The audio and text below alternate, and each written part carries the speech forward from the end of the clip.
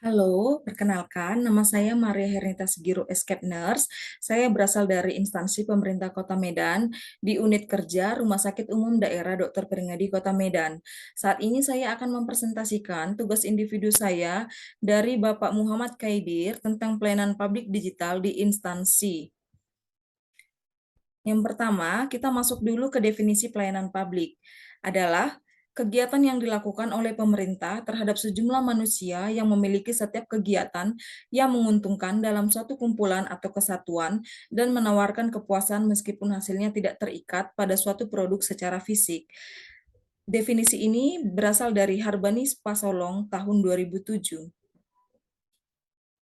Ruang lingkup dari pelayanan publik sendiri ada dari berbagai sektor, di mana di antaranya adalah dari bidang pendidikan, pengajaran, pekerjaan dan usaha, tempat tinggal, komunikasi dan informasi, lingkungan hidup, kesehatan, jaminan sosial, perbankan, perhubungan, sumber daya alam, dan pariwisata.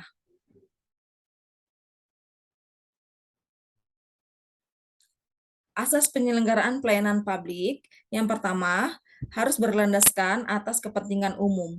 Yang kedua, harus adanya tentang kepastian hukum.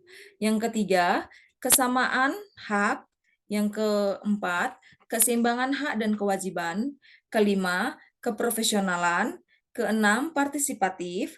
Ketujuh, persamaan perlakuan atau tidak diskriminatif. Kedelapan, keterbukaan. 9. Akuntabilitas. 10. Fasilitas dan perlakuan khusus bagi kelompok yang rentan. 11. Ketepatan individu, ketepatan waktu. Ke-12, kecepatan, kemudahan, dan keterjangkauan.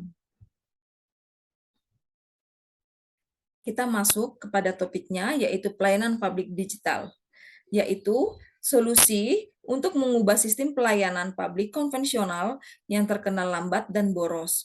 Walaupun masih sangat sulit untuk bisa diterapkan di Indonesia, namun pelayanan publik digital harus segera diaplikasikan untuk kenyamanan masyarakat.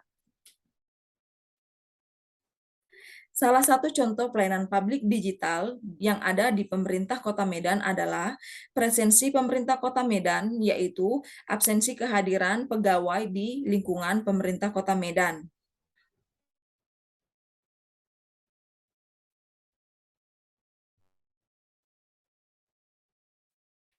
Permasalahan pelayanan publik digital yang ada di instansi berdasarkan penggunaan presensi di pemerintah Kota Medan yang dapat saya nilai, yang pertama adalah dari aplikasinya.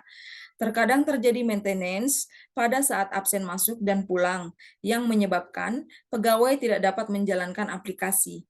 Yang kedua, masih banyaknya pegawai yang belum memahami pengoperasian presensi. Itu biasanya dirasakan kalau baru pertama kali penggunaan presensi.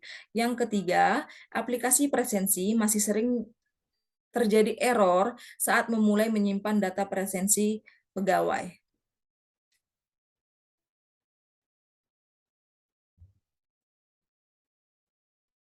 Dari adanya isu atau permasalahan tersebut, saya menggunakan metode untuk isu tersebut, yaitu dengan menggunakan pentahelix yang terdiri dari government, akademi, bisnis, community, dan media.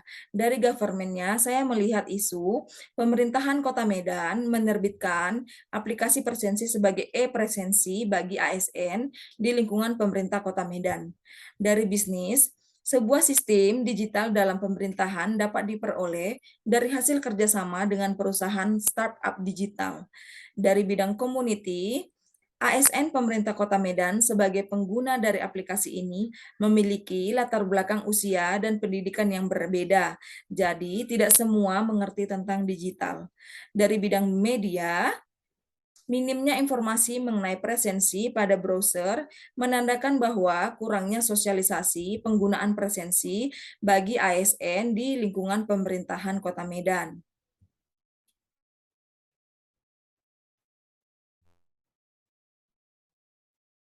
Dari isu tersebut, kita masuk ke dalam metode USG. Yang pertama tadi, maintenance terkadang terjadi pada saat absen, masuk dan pulang, menyebabkan pegawai tidak dapat menjalankan aplikasi. Saya mendapat membuat totalnya ada 12. Permasalahan yang kedua, masih banyak pegawai yang belum memahami program pengoperasian presensi, total nilainya 10. Yang ketiga, aplikasi presensi masih sering terjadi error saat memulai menyimpan data presensi, totalnya ada 8. Jadi, isu permasalahan yang paling eh, saya angkat di sini adalah isu atau permasalahan yang pertama dan kedua, yaitu maintenance terkadang terjadi pada saat absen, masuk dan pulang, dan masih banyak pegawai yang belum mampu atau belum memahami pengoperasian presensi.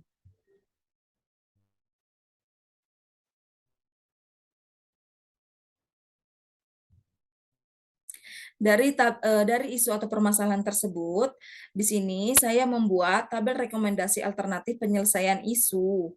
Yang pertama tadi, alternatifnya, meninjau kembali kesiapan aplikasi, presensi, dan memperbaiki fitur-fiturnya. Tahapan setiap alternatif harus kita review ulang, sehingga hasil yang diharapkan yaitu terciptanya aplikasi presensi yang prima. Para pihak yang terkait, yaitu dinas terkait. Permasalahan yang kedua atau isu yang kedua, penyebaran informasi menggunakan presensi. Alternatif penyelesaiannya adalah itu. Tahapan setiap alternatifnya yaitu diadakannya sosialisasi sehingga hasil yang diharapkan tersebarnya informasi untuk penggunaan presensi secara merata. Ini para pihak yang terkait, bisa dinas terkait dan ASN. Demikianlah hasil hasil yang saya bisa presentasikan untuk tugas individu saya. Terima kasih.